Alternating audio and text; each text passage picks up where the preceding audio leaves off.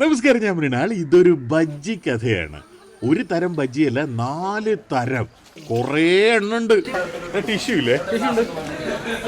ആ പൂക്കൾ ഷർട്ടിട്ടവൻ കൊണ്ടുപോകുന്നത് മുളക് ബജ്ജിയാണ്. വേറെ 4 തരം ബജ്ജിയുണ്ട്. ഇത് അനീറ്റയുടെ വീടിന്റെ ഹൗസ് വാമിംഗ് ആണ്. വീടിന്റെ ഫ്രണ്ടിൽ തന്നെ ഒരു തട്ടുകട ഇട്ടിട്ട് നമ്മൾ കണ്ണൂർ കോക്ടെയിൽ, പൈനാപ്പിൾ ബജ്ജി, മുളക് ബജ്ജി, മുട്ട ബജ്ജി, കായ ബജ്ജി ഒക്കെ കൊടുത്തോണ്ടിരിക്കുകയാണ്. എല്ലാവരും ആഘോഷമായി കഴിച്ചുകൊണ്ടിരിക്കുന്നു. ചൂടോടെ ബജ്ജി വിത്ത് കടല മിഠായി, കപ്പലണ്ടി മിഠായി, നാരങ്ങ മിഠായി, പലതരം പഴയ 80s നൊസ്റ്റാൾജിയ. ഹൗസ് വാമിങ്ങിന്റെ കാറ്ററിങ്ങിന് ഒരു ഭംഗി ആയിക്കോട്ടെ എന്ന് വിചാരിച്ചിട്ട് വെറുതെ ചെയ്തൊരു പരിപാടിയാണ്. അവസാനം എൻ്റെ സ്റ്റാഫ് ചോദിച്ചു തുടങ്ങി, സാറേ നമുക്ക് ഈ റെസ്റ്റോറൻറ്റ് പരിപാടിയൊക്കെ നിർത്തിയിട്ടേ ഈ ചായക്കട പരിപാടി തുടങ്ങിയാലോ എന്ന്. അമ്മാതിരി സ്വീകരണം എത്ര ഉണ്ടാക്കിയിട്ടും മതിയാവുന്നില്ല. പിന്നെ ഈച്ചകളെ കുറിച്ചോ ഒന്നിനെ കുറിച്ച് ടെൻഷൻ അടിക്കണ്ട, കാരണം വല്ലവരുടെയും പറമ്പിലല്ലേ. അവിടെ വന്നിട്ട് ആരും ഒന്നും ചോദിക്കൂലല്ലോ. ചെറിയ ചെറിയ കുട്ടികൾ മുതൽ വലിയ വലിയ മുതിർന്നവർ വരെ സുഖമായിട്ട് ചൂടോടെ ബജ്ജി ചട്നിയിൽ മുക്കി ഇങ്ങനെ കഴിക്കുന്ന കാണുമ്പോൾ കിട്ടുന്നൊരു സന്തോഷം ഉണ്ടല്ല അല്ലേ? ഉണ്ട്, സന്തോഷമുണ്ട്.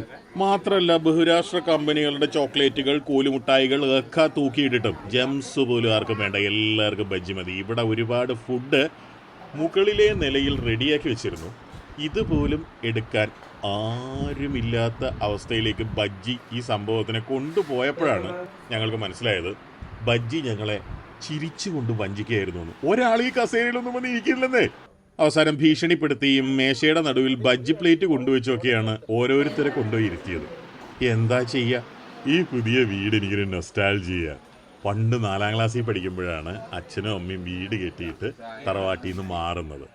അന്ന് ഇഷ്ടികയുടെ വീടാണ് കിട്ടിയത്. ഇതുപോലെ അവിടെ ഇവിടെ ഹോളൊക്കെ ആയിരുന്നു, ഭയങ്കര രസമുള്ള. അന്ന് ആർക്കും ഇഷ്ടികയുടെ വീട് ഞാനങ്ങനെ കണ്ടിട്ടില്ല. ചില അപൂർവ ഓഫീസുകളൊക്കെ ഇഷ്ടിക കൊണ്ട് ഉണ്ടാക്കി കണ്ടിട്ടുണ്ടായിരുന്നു, വേറെ കണ്ടിട്ടേ ഉണ്ടായിരുന്നില്ല. പിന്നെ കുറേ നാൾ കൂടിയാണ് ഇപ്പോൾ ഇഷ്ടികയുടെ വീട് കാണുന്നത്. ചായ കാണാൻ ഒരുപോലെയാണെങ്കിലും 3 തരാണ്. ചിക്കിട്ടത്, ഏലക്കയിട്ടത്, സാദാ ചായ. ബജ്ജിയിൽ പൈനാപ്പിൾ ബജ്ജിയുടെ ഐഡിയ കിട്ടിയത് നമ്മുടെ സുനിലേടൻ്റെ കയ്യിൽ നിന്നാണ്. തിരുവനന്തപുരത്ത് നികുഞ്ചൻ കാറ്ററിങ്ങിന്റെ സുനിലേടൻ്റെ കയ്യിൽ നിന്ന്. കോലുമിഠായിക്ക് അവസാനം ആവശ്യക്കാർ വന്നിരിക്കുകയാണ് സുഹൃത്തുക്കളെ.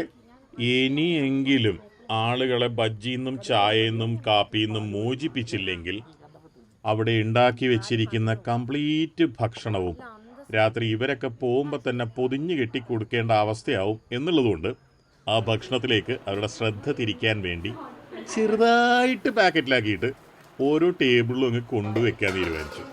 പിന്നെ തിരിഞ്ഞു നോക്കേണ്ടി വരില്ല എന്നുള്ളത് എനിക്ക് ഉറപ്പായിരുന്നു, ഗ്യാരണ്ടീഡ്.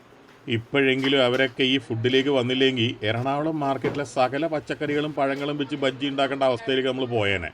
ഈ കേക്കുകളും ഒരു പഴയ കാലത്തിന് നൊസ്റ്റാൾജിയാണ്. എനിക്കെന്താണെന്നറിയില്ല, നൊസ്റ്റാൾജിയുടെ അസുഖം ഭയങ്കരമായിട്ടുണ്ട്. തട്ടുകടയിൽ തിരക്ക് കുറഞ്ഞു തുടങ്ങി. ആളുകൾ തട്ടുകടയിൽ നിന്ന് ഭക്ഷണത്തിലേക്ക് ചെറുതായി മാറി തുടങ്ങി. ഐഡിയ ഏറ്റു.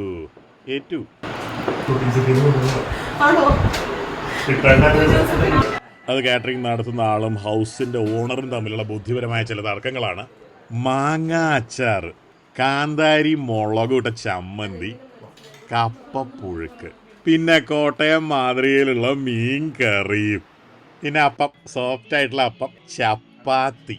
വെജിറ്റേറിയൻസ് ധാരാളം ഉള്ളത് കൊണ്ട് തന്നെ വെജിറ്റബിൾ സ്റ്റ്യൂ, കോഴിയുടെ നാടൻ വറുത്തരച്ച കറി, പായസമൊക്കെ അവിടെ ഇരിക്കുന്നുണ്ട്.